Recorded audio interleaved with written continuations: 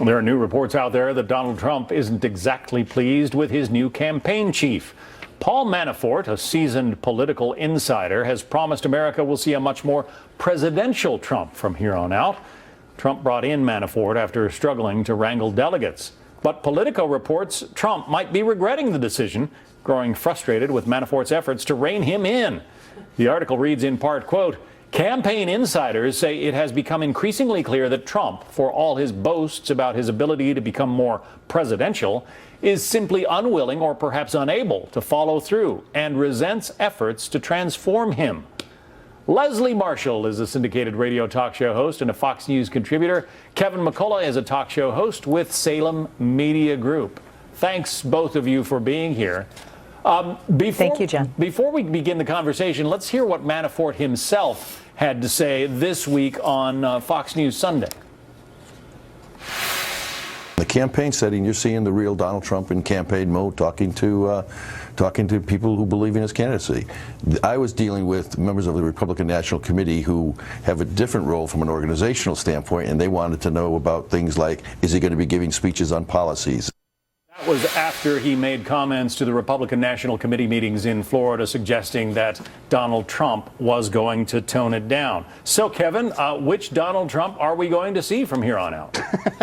Is there any doubt from this point on? The only attempt at reforming his kind of wild, shoot-from-the-hip campaign style was to bring in Enforcer Manafort, and now he's kicking him back to the corner. We are going to see guns blazing, the ugliest ugly of American politics we've seen, and it's going to go all the way through. There's no stopping this at this point. Leslie, do you have a read on which Donald Trump is going to appear?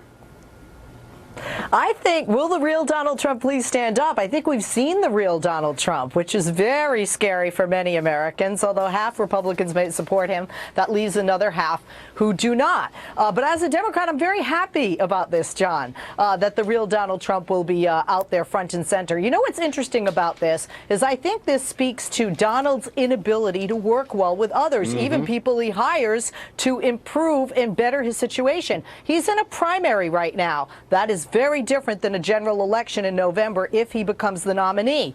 You have to play nice with others, and especially if you're elected president, you have to play nice with Congress, with the Pentagon, and of course with our allies on an international level. Donald Trump, his shtick, if you will, has been working for a long time, but then he hit a bump in the road, and I think he would be best to listen to his advisor, obviously put good money into this guy, and that's not the case, and I think that's the true Donald Trump. He does not want to take advice from others. But Kevin, you know, as you well know, there are people out there who think playing nice with others has gotten us into, you know, a quagmire in this country, and they're looking for political candidates who can kick some tail.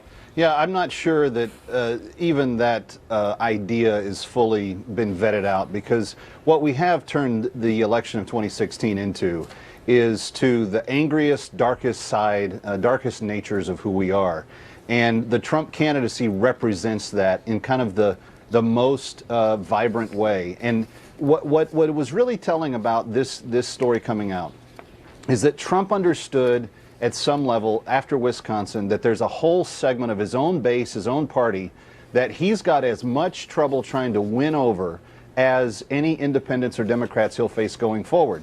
The idea that you bring Manafort in, that you kind of kick Lewandowski down a peg or two, that you do some things to try to present a softer side or even just a more cooperative side. I mean, think about what we're talking about here. I'm agreeing with Leslie. This is dangerous material here that we're dealing with. But at the end of the day, Donald is not going to listen to anyone else. And whether you like that or whether it scares you to death, that's the reality that we're in.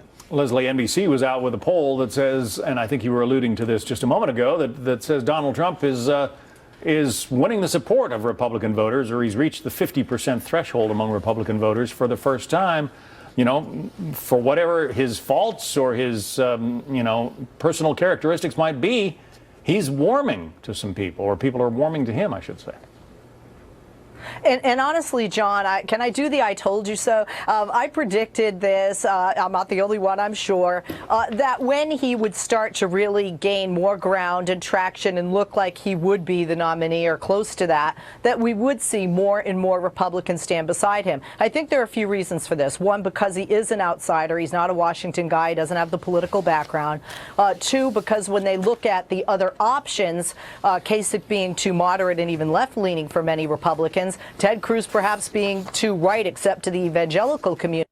That's an appeal. And I will agree with Kevin. He's brought out, I think, not in a brighter way, the dark side of some Americans in our mindset. I think in an ugly way. And I know that Trump speaks to political correctness. I think it's okay now for us to be darker and to be ugly. And that's sad. I think it's a sad statement for the American people, the American voter, but that has definitely helped Donald Trump. Well, if you two are agreeing, we will mark this day on our calendars. It's Super Tuesday on the East Coast, and you two agree. Leslie Marshall, Kevin McCullough, thank you. Thank you, John.